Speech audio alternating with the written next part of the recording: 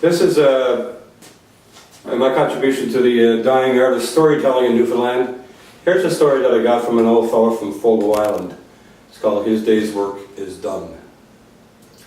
I often lie in bed and think, what an awful thing is work. For I know a lot that started work but never finished up. Like Beery Bob, he got a job to drive a motor car. He said, to heck with the police, I'll let them see I know what motors are. 100 miles an hour he went and quite enjoyed the sun. A brewer's stray got in his way and his day's work was done. To be a strong man was the fate of Jerry McIntyre. And just to practice now and then he'd put himself up for hire. He went to do a moving job, some heavy things to lift, just to let the people see that lifting was his gift. With a grand piano on his back upstairs he tried to run. He tread on a stair that wasn't there, and his day's work was done. A shooting competition was the end of Jimmy Duff. He got a job as marker for the first time in his puff.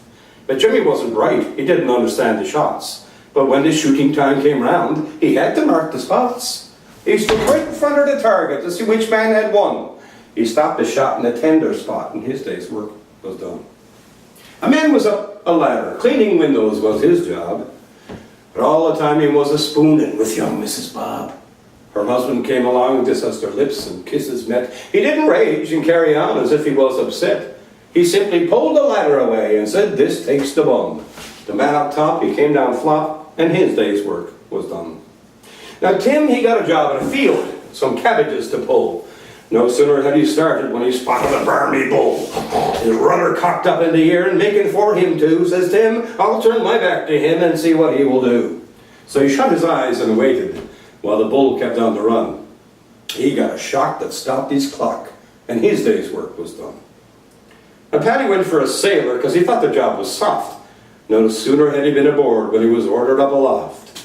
Well, he slinked a bit, but up he went. In fact, he had no choice. He was hanging from a top rope and he heard the captain's voice. Let go that rope, the captain yelled. Says Paddy means this one. At once let go, came down below, and his day's work was done. Jack was only 54 when he ran off to sea. The first day out, the skipper said, we got no milk for tea. We'll go ashore. I will, says Jack. I never wrecked a goat. And while the seas rolled mountains high, he rowed off in a boat.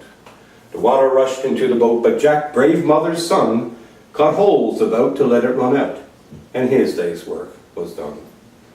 Now, although these be but stories, concoctions of the mind, they remind us of the legacy that we might leave behind. 'Tis not on riches you'll be judged, though you may have a tongue, but on respect you showed your fellow man when your day's work is done.